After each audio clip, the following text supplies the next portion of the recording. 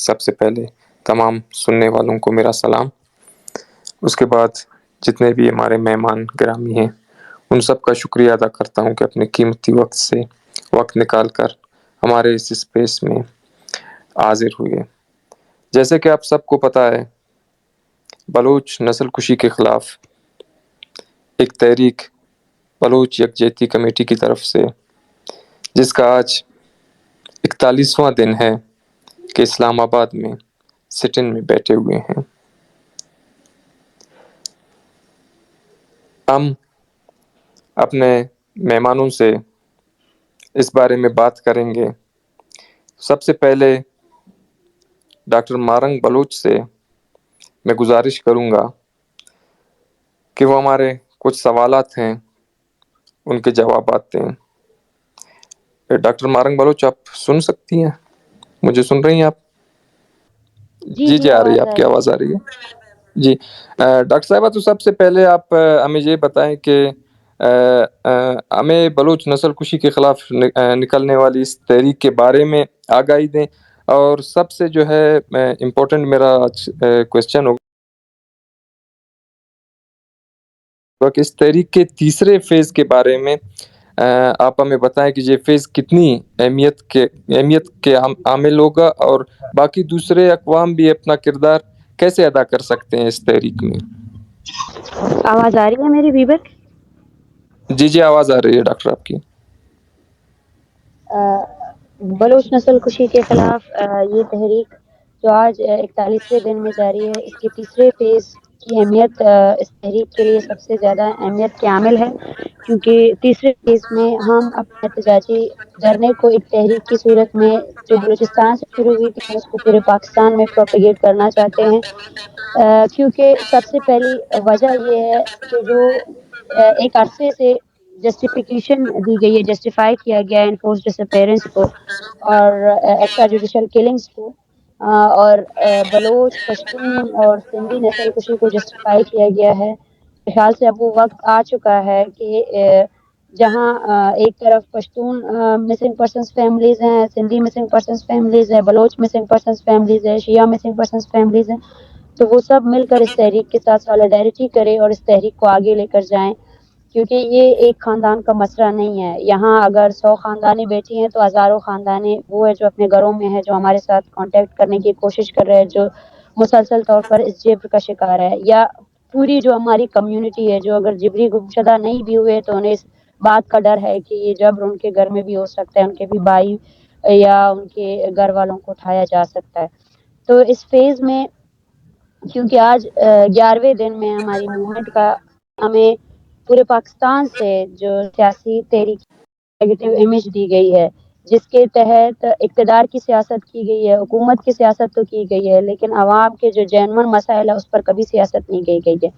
آج 12ویں دن میں جب ہم پہلا دن تھا تو جس طرح ہمیں یہ اندازہ نہیں تھا، خاص کر مجھے یہ بالکل بھی اندازہ نہیں تھا، کیونکہ یہ ہماری تحریک اس سے پہلے بھی ہوئی ہے، اس سے پہلے بھی اسلام آباد میں اسی دسمبر میں اس سے پہلے 20 دن تک یہاں پہ دھرنا جا رہا تھا. بلوچ جو لاپتہ افراد کے لواحقین تھے وہ یہیں پہ بیٹھے ہوئے تھے، لیکن کوئی بھی کسی جرنلسٹ نے یہاں پر آ کر ان سے انٹرویو نہیں لیا، اور عام عوام بھی شاید اس سے اجاگر نہیں تھی، کیونکہ ساری میڈیا کنٹرول میڈیا تھی. تو جس دن ہم آئے مجھے بالکل اندازہ نہیں تھا، لیکن اس کے بعد سے اس 12ویں دن میں پورے پاکستان سے لوگ آ رہے ہیں، اس دھرنے میں شرکت کر رہے ہیں، ہاؤس وائفس ہوں یا عام بندے ہوں. یہ بہت اہمیت کے عامل ہے کہ وہ بیانیہ یا جب ریاستی جو سپاہی ہے وہ بلوچستان کے گھر گھر میں جبر کے لے جاتے ہیں اور بلوچستان کا ایک بھی گھر محفوظ نہیں ہے. آپ کی آواز سے ہمیں انصاف مل سکتا ہے. آج بھی بالاج کی ہماری کیمپ میں آج بھی صبح بالاج کی بہن کی چیخوں سے ہوتی ہے، وہ آج بھی رو رہی ہے، وہ آج بھی کرب میں مبتلا ہے. یقین کرے یہ درد اور یہ تکلیف ہماری سوچ سے بھی، کسی کی بھی سوچ سے بالکل پرے ہے. جب وہ روتی ہے تو اس کے ساتھ ساتھ جو 100 خاندانے ہیں وہ بھی روتے ہیں، کیونکہ ان کو بھی وہی اسی تکلیف کا اندازہ ہے کہ ان کے پیارے بھی انہی ٹارچر سیلز میں، اور کل کو ان کو بھی لاشوں کے ساتھ یہاں آ کر احتجاج کرنا پڑے گا. تو اس تکلیف کو بھولنے نہ دے. یہ تکلیف ایک اجتماعی تکلیف ہے جہاں اگر بے گناہ شخص کو مارا جا سکتا ہے, اس بے گناہ شخص کی قتل کو جسٹیفائی کیا جاتا ہے, آج تک اس کے قتل کو جسٹیفائی کیا جا رہا ہے. بلوچستان سمیت پاکستان میں جتنے مظلوم طبقے, ان چاہیے کہ عدالتیں ہمیں انصاف نہیں دے پا رہی ہیں. عدالتوں نے انصاف دیتا تو وہ عدالتیں جن کو سو موٹو نوٹس لینا چاہیے تھا, جن کو اپنے اداروں کو بند کرنا چاہیے تھا, جن کو ڈیتھ اسپاٹس کو ختم کرنا چاہیے تھا, وہی ادارے پرامن مظاہرین پر کیسز کر رہے ہیں. وہی ادارے جو پرامن مظاہرین ہیں ان کو نوکریوں سے نکال رہے ہیں. تو یہ وہ حقیقت ہے. یہ ہے ہمارا جمہوری ریاست. اور ریاست یہ لوگ بولتے ہیں کہ جمہوری ہے جہاں انصاف مہیا ہوتی ہے. اس 40 دنوں کی تحریک میں جو کچھ ہو رہا ہے وہ پوری دنیا کے سامنے ہے. جس کو ڈینائی کیا جا رہا ہے, جس کو جو سچ ہے, جس کو جھوٹ بنایا جا رہا ہے. تیسرا فیز آسان نہیں ہو سکتا ہے, مجھے یقین ہے اس بات کا. تیسرے فیز میں احتجاجی مظاہرے کرنے میں اور بھی بہت سے لوگوں کو یہ لوگ FIR درج کر سکتے ہیں, لیکن ہمیں یہاں رکنا نہیں ہے. اور میں آپ سے گزارش کرتی ہوں کہ ایک منظم طور پر جو تحریک بلوچستان کے گیٹ سے اسٹارٹ ہوئی تھی, وہ تحریک آج میرے خیال سے پاکستان میں جتنے مظلوم, آپ سب کی حمایت کے ساتھ ساتھ پریکٹیکلی عملی طور پر آپ سب لوگ ساتھ کی ضرورت ہے. Thank you. جی ڈاکٹر صاحبہ, آپ ہمارے ساتھ رہیے گا. آپ سے کچھ اور سوالات بھی پوچھنے ہیں, لیکن اس وقت میں سمیدین بلوچ بھی جوائن کر چکی ہے. میں ان سے سوال پوچھنا چاہتا ہوں. سمیدین بلوچ, آپ کو میری آواز آ رہی ہے؟ جی سنگت, آواز آ رہی ہے منتوار. جی, سب سے پہلے تو جتنے بھی ہمارے اسپیکرز ہیں ان سب سے یہی گزارش ہوگی کہ آپ کے پاس زیادہ سے زیادہ 8 سے 10 منٹ ہوں گے. مجھے بخوبی اندازہ ہے کہ یہ ایک ایسا مسئلہ ہے جس پہ ہم گھنٹوں بول سکتے ہیں, لیکن وقت بھی محدود ہے. تو سمیدین بلوچ, آپ سے میرا یہ سوال ہے کہ آپ روز اول سے اس لانگ مارچ اور اس تحریک کا حصہ ہیں, اور ہم نے دیکھا کہ آپ لوگ مسنگ پرسنز کی رجسٹریشنز بھی کر رہے ہیں. تو میرا پہلا سوال یہ ہوگا کہ اب تک جبری گمشدہ لوگوں کی جو فہرست ایک آپ لوگوں کے ساتھ بنی ہے یا رجسٹر ہوئے ہیں, تو ان کی تعداد کیا ہے؟ اور میرا دوسرا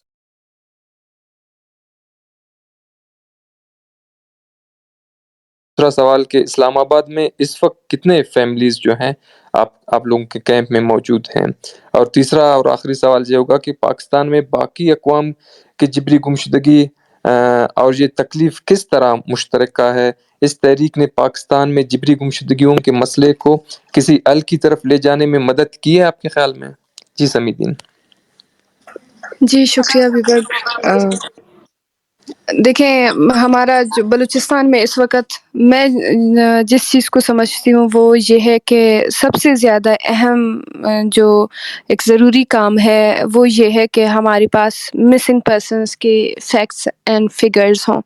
آج تک مسنگ پرسن جیسا ایک انسانی عمل, ایک جو ہے غیر قانونی عمل کے خلاف ریاست نے اس طرح کے ہتھ کنڈے استعمال کیے ہیں کہ ہم آج تک اس چیز کو بتانے سے قاصر رہے ہیں کہ ہمارے پاس کتنے لوگ بلوچستان میں مسنگ ہیں. حالانکہ یہ بات جانتے ہوئے کہ بلوچستان میں ہزاروں کی تعداد میں لوگ غائب ہیں, کوئی ایسا علاقہ, کوئی ایسا گاؤں نہیں ہے جہاں پر لوگ غائب نہیں ہیں. لیکن چونکہ بہت ساری وجوہات کی وجہ سے بلوچستان چونکہ خود ایک جو ہے کنفلکٹ ایریا ہے, وہاں پر بہت سارے اور بھی وجوہات, فیملیز کو تھریٹ کرنا, بہت ساری ایسی چیزیں ہیں. اور بار بار جو ہے وہ فیملیز جو سڑکوں پر آتی ہیں, ان کی جو ان کو بار بار جو مایوسی دی جاتی ہے, اس چیز کی بنا پر بہت سے ایسے فیملیز ہیں جو اپنے کیسز نہیں دینا چاہتے ہیں. تو ہمارا جو ہے, میرا پرسنلی بطور جنرل سیکریٹری اپنی تنظیم کے, میرا یہ اولین کام, میں نے اس کو اولین ترجیح سمجھی ہے کہ ہم جو ہے اگر مسنگ پرسنس کا کلیم کرتے ہیں, ہم اس ہیومن رائٹس وائلیشن کی کلیم کرتے ہیں, تو سب سے پہلے ہمارے پاس فیکٹس اینڈ فگرز ہوں. اور اس کے علاوہ اور بھی مختلف طریقوں سے ہم عرصے سے مسنگ پرسنس کے کیسز کو رجسٹر کرنے کا سلسلہ ہم نے شروع کیا ہے. لیکن چونکہ جو تربت میں دھرنا وہاں پہ جاری تھا اور میں وہاں پہ جا رہی تھی، تو میں نے یہ سوچا کہ اس سے بہتر وقت نہیں ہو سکتا ہے کہ ہم یہاں پر مسنگ پرسنس کے فیملیز سے ملیں گے اور ان کے کنسنٹ کے تھرو وہ تمام ڈیٹیلز جو آپ فون پر نہیں لے سکتے، وہ فیملی کنسنٹ جو آپ فون پر نہیں لے سکتے، تو یہاں پر آپ فیملیز کو سامنے سے آپ ان کے لے سکتے ہیں۔ تو وہاں پر جو ہے جب ہم لوگ موجود تھے، وہاں پر سینکڑوں کی تعداد میں ہم نے مسنگ پرسنس کے کیسز کو جمع کیا، دور دور سے دور کے علاقوں سے لوگ آ رہے تھے اپنے مسنگ پرسن کے کیسز کو جمع کرنے کے لیے۔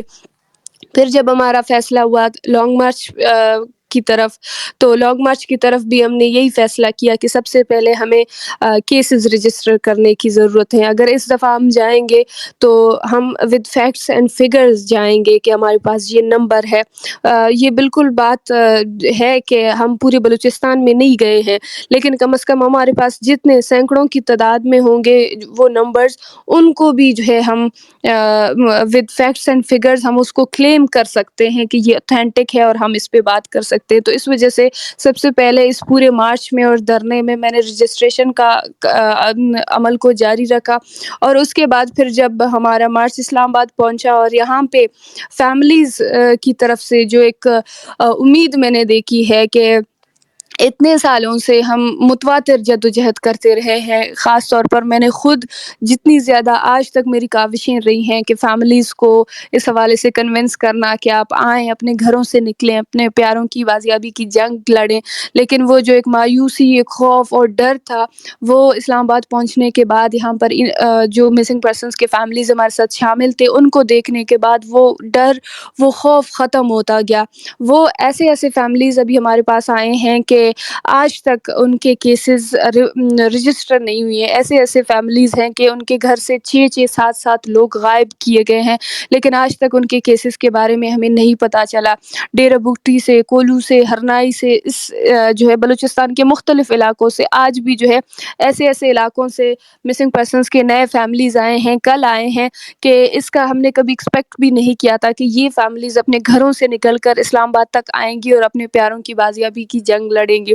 تو میں یہ میرے لیے ایک بہت بڑی بات ہے کہ کم از کم ہم اتنے سالوں سے اس حوالے سے جدوجہد کر رہے تھے کہ فیملیز کے وہ جو ایک ڈر اور خوف ان کے دل میں ہے وہ ختم ہو جائے۔ اور جہاں تک آپ کے تیسرے سوال کی بات ہے کہ پاکستان میں باقی اقوام کے جبری گمشدگی اور یہ تکلیف کس طرح سے مشترک ہے، میں سمجھتی ہوں کہ نہ صرف پاکستان میں بلکہ دنیا کے کسی بھی کونے میں جبری گمشدگی کا جو عمل ہے اس کی درد مشترک ہے اور ایک ہی جتنا ہے۔ اس میں کوئی وہ نہیں ہے کہ کسی کی درد جو ہے زیادہ ہے اور کسی کا کم ہے، کیونکہ یہ جتنے بھی لوگ غائب ہوتے ہیں ان سب کے فیملی ممبرز ہیں، ان سب کے ایموشنل اٹیچمنٹس ہیں۔ یہ سب لوگ، ان کی مائیں، ان کی بہنیں، ان کی جو ہے بیوی بچے، جس اذیت سے، جس تکلیف سے، جس جو ہے ذہنی کرب سے یہ گزر رہے ہوتے ہیں، اس کا اندازہ مجھے خود بحیثیت ایک لاپتہ افراد کی بیٹی کا مجھے اندازہ ہے۔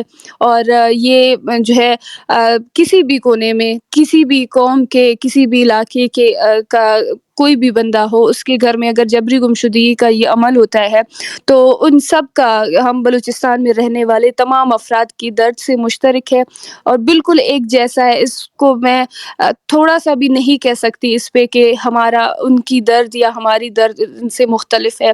جبری گمشدگی کی جو انسرٹینٹی ہے، اس پر ہم نے بارہا کہا ہے کہ آپ ہمیں لاشیں دے دیں لیکن جبری گمشدگیاں نہ دیں، کیونکہ اس کی اذیت، اس کی تکلیف صرف 2 4 لوگوں کے لیے نہیں ہے، بلکہ یہ گھر کے تمام افراد کو ذہنی مفلوج بنا دیتی ہے۔ گھر کے تمام افراد اس سے جو ہے متاثر ہو رہے ہوتے ہیں، پورا ایک فیملی، پورا ایک گھر اس سے متاثر ہو رہی ہوتی ہے۔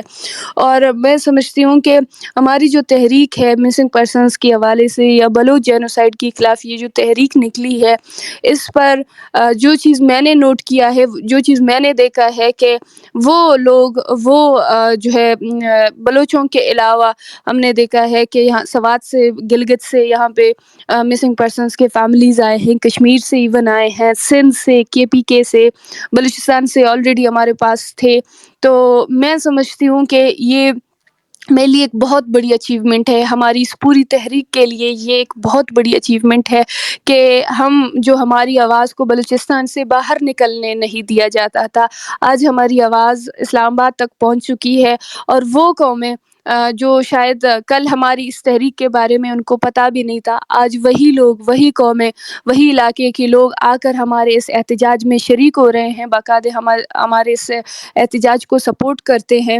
تو میں سمجھتی ہوں کہ یہ ریاست یا جتنے طاقتور ادارے ہیں وہ شاید مسنگ پرسنس کے معاملے میں سنجیدہ نہیں ہیں، لیکن اس جو ہے ہماری اس تحریک نے جو ایک چین بنایا ہے، جتنے بھی مظلوم اقوام ہیں، جتنے بھی لاپتہ افراد کے لواحقین ہیں، میں سمجھتی ہوں یہ چین اس نے بڑی مضبوطی دی ہے۔ یہ چین ایک دن ہمیں اس پوائنٹ پہ، اس نہج پہ لے جائے گی جہاں پر ہم اپنے حقوق لے سکتے ہیں، یا ہم اس حد تک اپنی بات کو منوا سکتے ہیں کہ آج ہم اکیلے شاید نہیں کر پا رہے ہیں، اور ہماری تحریک اگر اسی طرح کامیاب رہی تو میں سمجھتی ہوں کہ ہم اپنی بات کو آخری حد تک منوا سکتے ہیں، اور ہم اس مسئلے کو بالکل، میں خود اس حد تک پر امید ہوں کہ اگر ہماری اس تحریک کو اتنی ہی کامیابی ملی تو ہم اب اس مسئلے کو ضرور کسی نہ کسی حل کی جانب لے کے جائیں گے۔ بہت شکریہ۔ سائرہ کی آواز نہیں آ رہی، شاید نیٹ پرابلم ہوگا۔ شاہ صاحب، صبغت اللہ شاہ صاحب ہمارے ساتھ موجود ہیں۔ میرا نیکسٹ کویسچن جو ہے شاہ صاحب سے ہوگا۔ شاہ صاحب، آپ وہیں پہ موجود ہیں، کیمپ میں موجود ہیں، اسلام آباد میں ہیں، اور ہم نے دیکھا ہے کہ ایک لمبے عرصے سے بلوچستان میں ہونے والی جو انسانی حقوق کی پامالی کے خلاف آپ مزاحمت کرتے آ رہے ہیں، اور اس تحریک کے بارے میں آپ کی کیا رائے ہے؟ آپ کو کیا لگتا ہے کہ یہ تحریک باقی تحریکوں سے کیسے مختلف ہے؟ کیونکہ اس سے پہلے بھی ہمیں دیکھنے کو ملا ہے، لانگ مارچ بھی دیکھنے کو ملے ہیں، بہت سے کیمپینز بھی ہمیں دیکھنے کو ملے ہیں۔ تو آپ اگر چیدہ الفاظ میں ہمیں بتا سکیں کہ یہ تحریک باقی تحریکوں سے کیسے مختلف ہے؟ جی شاہ صاحب۔ جی مینوار، میری آواز آ رہی ہے؟ جی آواز آ رہی ہے شاہ صاحب آپ کی۔ بہت مہربانی۔ اس پہ ایک تو میں یہ بات کروں کہ گزشتہ جو تحریکیں میں نے دیکھی ہیں، خاص کر اپنی آنکھوں سے جو میرے سامنے بہت سے واقعات ہوئے ہیں، 2006 کے بعد جو بلوچستان میں ایک مطلب آگ میں کہتا ہوں وہ بڑک اٹھی تھی، 2006 کے بعد 2007 میں تربت مین چوک پہ ہی ہمارے ایک جلسے پہ اٹیک ہوا تھا آرمی کی طرف سے۔ تو وہ ایسا دور پھر آیا کہ اس کے بعد تقریباً جلسوں میں مارنے ڈالنے کا یہ سلسلہ ہی شروع ہوا کہ مار داڑ شروع ہوئی۔ وہ میں پیچھے اس کے نہیں جاؤں گا، ایک لمبی سٹوری ہے، خاص کر جو یہ تحریک اس وقت اٹھی ہے۔ اس تحریک کو میں ایسے ان سے تھوڑا سا یہ الگ دیکھوں گا کہ خاص کر جو بالاچ کی تحریک اٹھی، ایک تو ایک اس کا واقعہ پہلے بھی ہوا تھا نا، شہید غلام محمد، شیر محمد اور لالا منیر کو مارا گیا تھا، وہ بھی ضمانت پہ ہی رہا تھے، ضمانت پہ تھے، اور انہیں عدالت وہ اس وقت اپنے وکیل کے آفس سے انہیں گرفتار کیا اور پھر انہیں شہید کیا گیا تھا۔ بالاچ کا بھی واقعہ کچھ اس ٹائپ کا تھا، انہیں سی ٹی ڈی والوں نے باقاعدہ کورٹ میں پیش کیا تھا، اور اگلے دن اسے 22 تاریخ کو نومبر کی انہیں شہید کیا تھا۔ 23 تاریخ کو بالاچ کی میت ہمارے ساتھی جب چوک پہ لے آئے تھے، اس کے فوراً ہی بعد جب دوسروں کی آئیڈینٹیفیکیشن ہو گئی کہ وہ جو 3 ساتھی ہیں جو شہید ہیں، ان کے لیے بھی پھر میں اور ایک دو اور ساتھی ہم لوگ ہاسپٹل گئے، لیکن وہاں حالات کچھ خراب ہوئے اور ادارے والے بھی آگے اور انہوں نے وہ میت ہمیں نہیں دیے تھے۔ پھر اس کے بعد تقریباً ہم لوگ 23 تاریخ کے بعد بیٹھے رہے چوک پر، پھر بالاچ کا جنازہ ہوا، اور 6 تاریخ کو ہم لوگ تربت سے روانہ ہوئے تھے۔ اس سے پہلے ایک جنازے کا قصہ ہی میں تھوڑا سا بتا دوں کہ یہ آپ بتا رہے ہیں کہ کیسے باقی تحریکوں سے مختلف ہے۔ اس تحریک نے تقریباً بہت سی چیزوں کو میں کہوں گا کہ پس دیوار کر دیا، جو مطلب بلوچ کے درمیان ایک دیوار کڑی تھی، خاص کر ہمارے علاقوں میں ایک ہی فیملیز کے ہم سارے لوگ ہیں، ہمیں مسلکوں اور مذہبوں کے حوالے سے بھی تقسیم کیا گیا تھا، ذریعوں کے حوالے سے تقسیم کیا گیا تھا۔ بالاچ کا جو جنازہ تھا وہ انوکھا جنازہ اس حوالے سے تھا کہ شاید ہماری تاریخ میں یہ کوئی ایسا جنازہ تھا کہ جس میں سب صرف کڑے تھے وہ بلوچ تھے، بلوچ کے نام پہ سارے کڑے ہو گئے، اور وہاں باقی کسی چیز کو انہوں نے ہر چیز مطلب پیچھے چھوڑ دیا کہ اس دوران کیا ہوگا، کیا مسائل ہوں گے. بہت سی اس طرح کے فون آئے تھے کہ جی یہ دکھتی رگے اسے ہاتھ نہ لگائیں، لیکن ہوا بہرحال وہ جنازہ ہوا، یہ الگ ہی نوعیت کا تھا، اور اس نے بہت سے ذہنوں کو بھی کلیئر کر دیا کہ جو ہمیں مار کے پھینک رہا ہے وہ فرق درک نہیں کرتا ہے، تو ہمیں کیسے وہ فرق درک کا کہتے ہیں. پھر 6 تاریخ کے بعد روانگی ہوئی تربت، 20 کو اسلام آباد آئے، اور 20-21 کی رات یہاں جو ہوا وہ بھی سب کے سامنے ہے کہ یہاں کیا ہوا ہمارے خواتین اور بچوں کے ساتھ. یہی جو بات میں نے آپ کو کہی، خصوصاً 2-3 چیزیں. ایک، مذہب کے حوالے سے ہمیں جو تفریق ہمارے درمیان بلوچ کے خصوصاً ڈالا گیا تھا کہ فلاں مسلک کا ہے، فلاں مسلک کا ہے، یہاں ہم نے سب سے بڑی کوشش یہ کی کہ کم از کم یہ جو اتنا بڑا فرق ہمارے درمیان موجود ہے گھروں کے اندر، بھائی تقسیم، بہنیں تقسیم، بھائی بہن کی تقسیم، یہ تقسیم تقریباً اس تحریک نے کاؤنٹر کر دیا ہے کافی طرح. ہماری دعا بھی یہی ہے کہ آگے بھی انشاءاللہ کوشش یہی ہو کہ یہ تحریک اسی طرح آگے بڑھے اور مسلک کا یہ قصہ درمیان میں آئے. بلوچ خالصتاً بلوچ رہے، مارنے والا فرق نہیں کرتا ہے تو ہم کیسے فرق کریں. دوسری بات یہ بھی میں نے دیکھا کہ لفظ بلوچ اتنا آگے آیا ہے، بخدا دلی طور پہ مجھے بہت خوشی ہوتی ہے. اسلام آباد آیا ہوں، پہلے بھی کئی دفعہ آیا ہوں، لیکن جب یہاں میں کونسل کے بھی ساتھیوں سے ملا ہوں، دیگر ساتھیوں سے ملا ہوں، تو اکثر میں کہتا تھا آپ کا نام، تو وہ کہتا تھا میرا نام فلاں یہ ہے یا فلاں قبیلے سے ہوں، مری ہوں، بگٹی ہوں، مینگل ہوں. لیکن اس دفعہ میں یہاں جس سے بھی ملتا ہوں وہ مجھے کہتا ہے کہ جی میں کوہلو سے آیا ہوں، میرا نام فلاں بلوچ ہے، ڈیرا بگٹی سے آیا ہوں، میرا نام فلاں بلوچ ہے. نام کے ساتھ بلوچ ایسے پختیاں لگاتے ہیں کہ اب جیسے وہ جو بلوچ کا لفظ جیسے ہم چاہتے تھے کہ وہ یہ زئی اور یہ نکل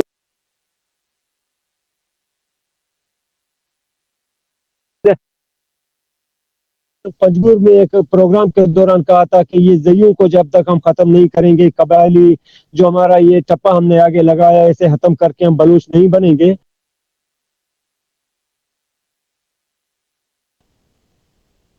کہ سب اپنے آپ کو بلوچ کہتے ہیں. اچھا، اس کے بعد ایک اور جو چیز ہے، اس تحریک نے ایک خوف ختم کر دیا ہے.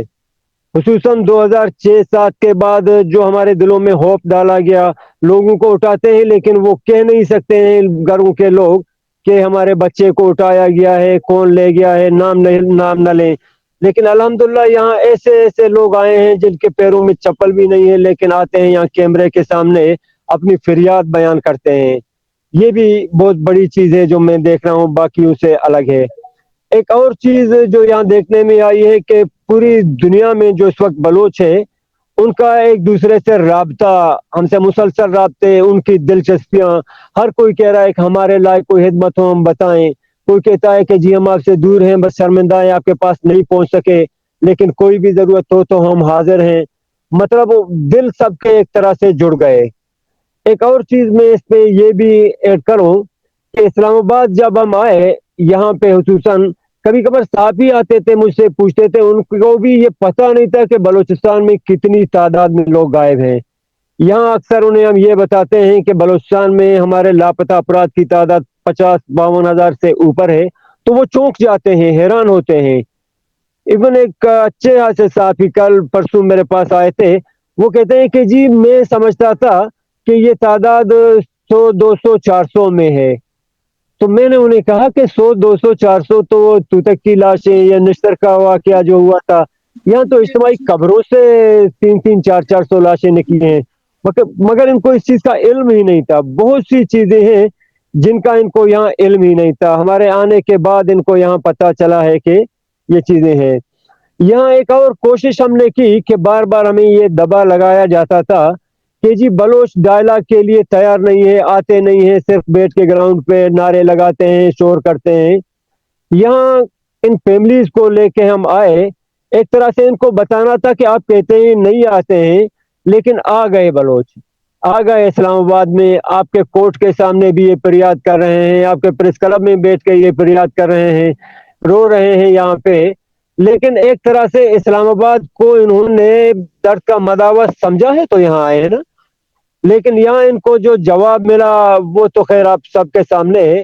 لیکن ان کو بتانا یہ تھا کہ بلوچ ڈائلاگ کے لیے ہر وقت تیار ہے. جس طرح ہماری گزشتہ پریس کانفرنس ہوئی، میری بچیوں نے جو پریس کانفرنس کے دوران ہی بتایا کہ 7 دن کا الٹیمیٹم ہے، ڈائلاگ کے لیے ہی بیٹھے ہوئے ہیں. وہ تو الگ بات ہے کہ حکومت کی طرف سے بار بار ہم سے مذاق ہوتا رہا. کبھی وزیر اعظم کا بیان آتا ہے، کبھی وہ ایک کوئی وزیر ہیں بلوچستان کے، نام تو خیر علم نہیں ہے، ان کے بھی طرح طرح کے اس طرح کے بیانات آتے ہیں جیسے ہمیں چھیڑنا چاہتے ہیں. لیکن ہم نے ان کو بتایا کہ ہم ڈائلاگ کے لیے راضی ہیں، آئے ہیں. آپ کتنے سنسیئر ہیں اس معاملے پہ؟ آپ آیا اس معاملے میں کوئی لوگ ہیں آپ کے ایسے کہ جو آ کے یہاں ڈسکس کر سکیں، ہم سے بات کر سکیں؟ لیکن جواب ان کا جو ہمیں نظر آیا وہ مایوسی ہی ہے کہ ان کی طرف سے اب تک کوئی ایسا بندہ یہاں آیا نہیں ہے جو ڈائلاگ کے لیول کا ہو، جو یہاں پہ بیٹھ کے ڈائلاگ کر سکے. ہم نے تو انہیں کلیئر بتا دیا کہ ہم بیٹھے ہوئے ہیں ڈائلاگ کے لیے، آئے کوئی ہم سے بات کرے. یہاں یہ بچے بیٹھے ہوئے، ان کے ہاتھوں میں تصویریں ہیں، یہ کچھ اور نہیں چاہتے. یہ تصویریں ان کے ہاتھوں میں ہیں جن کو آپ کہتے ہیں دہشت گرد. تصویریں ان کے ہاتھ میں ہیں، تصویروں کے علاوہ کچھ ان کے ہاتھ میں نہیں ہے. تو پتہ نہیں یہ کہاں سے آپ کو دہشت گرد نظر آتے ہیں. بہرحال ہم نے اس کے بعد یہ بھی دیکھا کہ جو ہمارے بچے ہیں ان کو ہم نے دیکھا کہ کتنے ثابت قدم ہیں. اسلام آباد کے اندر گرفتار ہوتے ہیں، ان کو جیلوں میں بند کیا جاتا ہے، غائب کیا جاتا ہے، ان پہ آنسو گیس چیلنج، ہماری ماؤں بہنوں بچیوں پہ یہ اس قسم کا تشدد. لیکن اس کے پیچھے جانے والے نہیں ہیں یا آگے بڑھنے والے ہیں، کیونکہ یہاں کے لوگ عموماً گرفتاریوں سے ڈرتے ہیں. جس دن ہماری خواتین کو یہ تشدد کر کے بسوں میں بٹھا رہے تھے کہ جی آپ کو کوئٹہ بھیج دیں گے، یہ کہہ رہے تھے نہیں ہمیں جیلوں میں بند کر دیں لیکن کوئٹہ نہ بھیجیں، ہم احتجاج کرنے آئے ہیں، ہمیں بے شک جیلوں میں بند کر دیں. کیونکہ یہاں کے جو لوگ ہیں یہ عموماً جیلوں کے نام سے ڈرتے ہیں. یہ اس چیز سے حیران رہ گئے کہ یہ بچے جیل جانے کے لیے، خواتین بچے سب راضی ہیں کہ ہمیں جیلوں میں ڈال دیں، لیکن ہم پیچھے ہٹنے والے نہیں ہیں. باقی یہ چیز یہاں کے میرے اپنے ذہن میں 2-3 چیزیں آئی، اور جو مجھے یہاں پتہ چلا کہ میرا گیس یہاں مری اور ماسیرا تک پہنچتا ہے، لیکن کوہلو کے لوگ گیس سے بالکل اب لکڑیاں جلاتے ہیں. یہ یہاں کے لوگوں کو ہم بتاتے ہیں تو ان کو یقین نہیں آتا ہے، کہتے کیسے وہاں سے پائپ لائن مری اور کوہلو آتا ہے لیکن وہاں اس مری اور مانسہرہ تک آتا ہے لیکن آپ کے اپنے پاس گیس نہیں ہے، یہ کیسے ممکن ہے؟ یہاں مطلب یہاں کے لوگوں کو بھی اب یہ پتہ چل گیا، پاکستان کے دیگر علاقوں کے لوگوں کو، کہ جی وہاں کس حال میں ہے لوگ، کس طرح پریشانی، کس تنگ دستی، کس تکلیفی میں ہے. کہ یہاں جب وہ احتجاج کے لیے آتے ہیں تو ان کو کھانے پینے کی اشیاء بھی ان کے بند کر دیے جاتے ہیں. بہرحال ہماری آواز جہاں تک ہمیں پہنچانی تھی وہ پہنچا دی، اور الحمدللہ یہ جو تحریک اٹھی ہے یہ بہت سی پیچھے تحریکوں کو تھوڑا سا آگے میرے خیال میں ان سے یہ الگ لیول کا، الگ نوعیت کا ہے کہ اس نے بلوچ کو جوڑ دیا، اور کافی طریقوں سے جو مختلف ہماری پہلے جو پریشانیاں تھی کہ ہم تقسیم تھے، وہ تقسیم کو اس نے ختم کر دیا ہے. منوار منتوار شاہ جی، اب میرا سوال افرا صاحب کھٹک صاحب سے ہے. افرا صاحب کیا آپ مجھے سن رہے ہیں؟ جی بالکل میں سن رہا ہوں. افرا صاحب کھٹک جو این ڈی ایم کا رہنما ہے، پہلے HRCP کے بھی چیئرمین رہے ہیں. تو افرا صاحب میرا سوال یہ ہے آپ سے کہ آپ عرصے دراز سے سیاسی عمل سے جڑے رہے ہیں، آپ کے سامنے بہت سارے کمیشن بنے جن کا آپ بھی حصہ رہے ہیں. آپ کے خیال میں بلوچستان میں ہونے والی انسانی حقوق کی پامالیاں اور اس طرح کی کمیشنز کیوں بے بس نظر آتے ہیں؟ شکریہ. میں بلوچ یکجہتی کونسل کا شکر گزار ہوں جنہوں نے مجھے یہاں دعوت دی ہے، اور یہاں ہمارے دوست موجود ہیں، ڈاکٹر مارنگ بلوچ، حمیدین بلوچ، اور ہمارے اسپیکرز میں سے بہت سارے دوست میرے سامنے ہیں.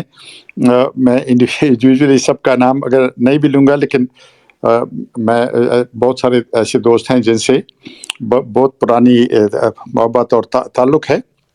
ان سب کی خدمت میں سلام کہنے کے بعد میں عرض کرنا چاہتا ہوں کہ یہ جو آپ کی تحریک ہے، پہلے تو میں آپ کو مبارکباد دینا چاہتا ہوں کہ آپ نے جس جرأت اور بہادری سے تربت سے اپنا مارچ شروع کیا اور کوئٹہ اور بارکان اور کھولو اور ڈی جی خان اور ڈیرہ اسماعیل خان سے ہوتے ہوئے یہاں تک پہنچے ہیں بڑی ہمت کے ساتھ، اور ساری رکاوٹوں کو آپ نے عبور کیا ہے. اور اس میں اپنے بلوچ شہید بالاچ کی شہادت کا بھی ذکر کرنا چاہوں گا. بعض اموات ایسی ہوتی ہیں کہ ان سے زندگی شروع ہوتی ہے. احمد فراز نے کہا تھا، میں شب میں کشتہ بھی تھا، صبح کی نوید بھی تھا. یعنی میں ایک بجھی ہوئی شمع بھی تھا. لیکن بلوچستان میں انسانی حقوق کے خلاف ورزی کی طرف آتے ہیں. دیکھیے جی، یہ تو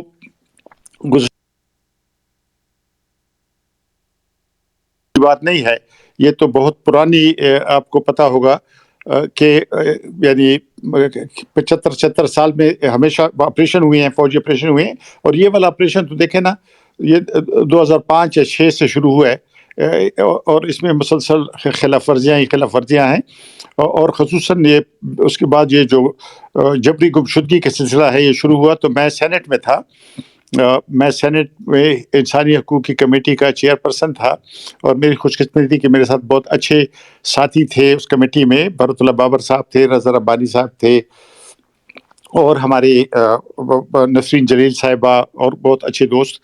تو اس میں ہم نے یہ مسئلہ بلوچستان میں اس آپریشن کے دوران اس نے زیادہ وہ حاصل کی. لیکن یہ ظاہر ہے کہ 1970s میں جب یہ اسد اللہ مینگل اور دوسرے لوگ اغوا ہو گئے تھے، اس وقت سے چلا تھا. بنگال میں 1960 کی دہائی میں، ایسٹ بنگال میں جو بنگلہ دیش اب بنا ہے، وہاں پہ بھی یہ مسئلہ تھا. تو اس میں کچھ سال کے بعد یہ پیشاب پختونخوا میں یہ جو نام نہاد جنگ شروع ہوئی دہشت گردی کے خلاف، اس میں بہت سارے لوگ غائب ہو گئے. تو مجھے یاد ہے انسانی حقوق کی کمیٹی کے سامنے 9، 10، 11 کے درمیان بہت سی شکایتیں آئیں. ہم نے تحقیق کی.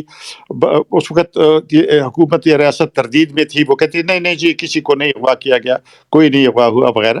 بہرحال 2013 تک ہم ایک نتیجے پہ پہنچ گئے تھے. مجھے یاد ہے ہماری کمیٹی نے ایک تجویز منظور کی کہ ہمارا یہ خیال تھا کہ اس ملک میں تو جاسوسی ادارے بہت ہیں، لیکن انٹیلیجنس کے اداروں میں جو ISI ہے، اس کا ہمیں پتہ تھا کہ کوئی اس طرح کا لا نہیں، قانون نہیں ہے اس کا. تو کمیٹی نے یہ فیصلہ کیا کہ وہ وزارت دفاع کو خط لکھے گی کہ ہماری تجویز یہ ہے کہ پارلیمنٹ ایک قانون پاس کرے. اور اس میں قانون کا ایک خاکہ بھی ہم نے تیار کیا، کیونکہ ISI کے لیے اس لیے ضروری تھا کہ وہ لوگوں کو گرفتار کرتے ہیں، پھر اس کی تردید کرتے ہیں، اور گرفتاری کا اختیار ان کو ہے نہیں، تو وہ پھر انکار کرتے ہیں، اور اس سے یہ مسئلہ جو ہے وہ پیچیدہ ہو گیا. تو اس کے ہم نے خط لکھے. شروع میں انہوں نے کہا، وزارت دفاع نے کہا کہ ہم جواب دیں گے. وزارت دفاع کا سیکرٹری آیا، اس نے کہا کمیٹی میں آیا، اس نے جواب دیں گے. پھر وہ چپ ہو گئے اور ہماری خطوں کے جواب نہیں دیے. پھر ہم اس تجویز کو سینٹ میں لے کے گئے، پلینری سیشن میں لے کے گئے. تو سینٹ نے ہماری اس تجویز کو منظور کیا. تو 60 دن کے اندر یا تو حکومت کو اس قانون کو لانا چاہیے. تو اس وقت نواز شریف کی حکومت تازہ اقتدار میں آئی تھی 2013 میں. تو یا تو ان کو کرنا چاہیے تھا کہ وہ یعنی قانون سازی کریں جو ہماری تجویز تھی، یا دوسری بات یہ ہو سکتی تھی کہ وہ بتائیں کہ وہ کیوں قانون سازی نہیں کر رہے. لیکن انہوں نے دونوں میں سے ایک کام بھی نہیں کیا. بہرحال وہ ریکارڈ پہ آ گیا، سینٹ کے ریکارڈ میں، یعنی سینٹ کی منظور کردہ تجویزوں میں سے یہ تھی کہ یہ قانون بننا چاہیے. بہرحال ان کا یہ خیال تھا کہ میں 2015 میں ریٹائر ہو گیا. لیکن یہ جو دوست باقی رہ گئے تھے، انہوں نے دوبارہ اس کو تجویز کو دوسری بار بھی منظور کروایا. جب یہ دوسری بار منظور ہو گئی تو اس کے بعد پھر آپ نے دیکھا کہ سینٹ کے ساتھ یہ حشر ہوا کہ اس پر قبضہ کیا گیا. اور یہ جو بلوچستان کی اسمبلی میں آپ کو پتہ ہے کیا ہوا، کیسے مسلم لیگ نون کی پارٹی کو توڑ دیا گیا، اور وہاں سے آزاد لوگ آئے، اور وہ پورا قصہ آپ کے سامنے، میں اس تفصیل میں نہیں جانا چاہتا. لیکن میں گزارش کرنا چاہتا ہوں کہ اس مسئلے کا ادراک ہو گیا تھا اور پتہ چل گیا تھا کہ یہ مسئلہ ہے اور کہاں سے ہے. تو اس وقت سے ہے. لیکن یہ کہ یہ آپ نے کہا کہ پوچھا ہے کہ بلوچستان میں یہ ہے لیکن اس کا کیوں حل نہیں نکلتا، کوئی اس کا جواب نہیں. تو اس کی وجہ یہ ہے کہ جو اس ملک کے اصلی حکمران ہیں، یعنی جو جرنیل شاہی ہے، یعنی اس کی پالیسیاں ہی اصل میں اس کی ذمہ دار ہیں. یہ جو لوگ گم ہوئے ہیں یا گم ہو رہے ہیں، تو وہ چونکہ اس ملک کی پوری سیاسی اور ریاستی طاقت پر ان کا قبضہ ہے، تو باقی جو سرکاری محکمے ہیں اور پارلیمنٹ، آپ نے دیکھا کہ جب یہ قانون پیش ہوا کہ جو لوگوں کو اٹھاتے ہیں ان کو سزا ملنی چاہیے، یہ کرمنلائز کیا گیا اس کو، تو وہ قانون قومی اسمبلی سے آتی ہوئی سینٹ میں گم ہو گیا. اور یہ کیسے ممکن ہے؟ یہ تو گم نہیں. لیکن یہ دیکھیں، یہ اصل بات کی طرف ہے کہ جو جنرل شاہی ہے وہی اس ملک کے حکمران ہیں، اور وہی پالیسیاں بناتے ہیں اور وہی فیصلے کرتے ہیں. اور آپ نے دیکھا کہ جوڈیشری کی کیا اوقات انہوں نے کر دی ہے، پارلیمنٹ کی کیا اوقات کر دی ہے. یہ سینٹ پر آپ نظر ڈالیں، یعنی کس طرح کی قراردادیں اس سے آ رہی ہیں، کس طرح کی چیزیں اس سے نکل رہی ہیں. تو یہ سب میرا خیال ہے کہ یہ یعنی بعض لوگوں کا خیال ہے کہ یہ اغوا کر کے وہ اپنی طاقت کا اظہار کرتے ہیں، میں اپنی کمزوری کا اظہار کرتے ہیں. یہ ایک طرح سے ریاست کی ناکامی کا اعلان کرتے ہیں. یہ کیسی ریاست ہے کہ وہ اس کی جوڈیشری جو ہے وہ لوگوں پہ مقدمے نہیں چلا سکتی، اور جاسوسی ادارے لوگوں کو اٹھا کے ان کو مجرم بھی قرار دیتے ہیں، ان کو سزائیں بھی دیتے ہیں، جو ظاہر ہے پاکستان کے آئین کی بھی خلاف ورزی ہے، دنیا بھر کے سارے قوانین کی خلاف ورزی ہے. یہ تو کامیابی کی بات نہیں، یہ تو طاقت کی بات نہیں، یہ تو کمزوری کی بات ہے. میرے خیال میں آپ لوگوں نے اسلام آباد اس مسئلے کو لا کے اس مسئلے کے حل کے لیے ایک موقع ان کو فراہم کیا. ان کو چاہیے کہ وہ آپ سے بات کریں اور اس مسئلے کو حل کریں. یہ مسئلہ دیر تک اس طرح چل نہیں سکتا. جیسے آپ نے دیکھا پوری بلوچ قوم اٹھ کھڑی ہوئی، اور ملک بھر سے میں آپ کو بتاؤں سول سوسائٹی کے لوگ سارے آپ کے اس میں شریک ہیں، آپ کے ساتھ اپنی آواز آپ کی آواز میں شامل کر رہے ہیں. اور یہ جو آپ نے آج اسپیس میں بات کی ہے، مجھے بہت اس سے اتفاق ہے کہ یہ مسئلہ جو ہے یہ ایک صوبے تک محدود نہیں ہے، یہ پورے ملک کا مسئلہ ہے. اور ملک کی بات جب میں کرتا ہوں، یہ پختونخوا کا بھی مسئلہ ہے، سندھ کا بھی مسئلہ ہے، پنجاب کا بھی مسئلہ ہے، گلگت بلتستان کا بھی مسئلہ ہے، یہ جو جس کشمیر کو یہ آزاد کہتے ہیں اس کا بھی مسئلہ ہے. گزارش یہ ہے کہ یہ ہم اور آپ جو پیریفری کے لوگ ہیں، یعنی جو دور افتادہ علاقوں کہ جن کو اقتدار کے مراکز سے دور علاقے ہیں، یہ ان میں تو یہ مسئلہ پرانا تھا. میں آپ کو بتاؤں، یعنی میں جب طالب علم تھا 1974 میں اس مرحلے سے گزرا. میں اس جبری گمشدگی کا شکار ہوا، کئی ہفتے میں گم ہو گیا تھا، کسی کو پتہ نہیں تھا کہ میں کہاں پہ ہوں. مجھے جیل سے نکال کے ایک جوڑے کپڑوں میں میں بہت عرصہ رہا، اور اپنے اسپتال میں داخل رہا، ٹارچر وغیرہ سے بھی گزرا. تو یہ لیکن جب ہم اس وقت یہ بات کرتے تھے تو لوگ کہتے ہیں یہ پروپیگنڈا ہے، جھوٹ ہے. اب چونکہ پنجاب میں بھی یہ بات آ گئی ہے، اور آپ نے دیکھا کہ پی ٹی آئی والے بھی اغوا ہوئے ہیں، یہ بھی ہم تو ان کی کے بارے میں بھی آواز اٹھاتے ہیں. حالانکہ ان کی حکومت میں بدقسمتی سے اس مسئلے کا مذاق بھی اڑایا گیا، لیکن بہرحال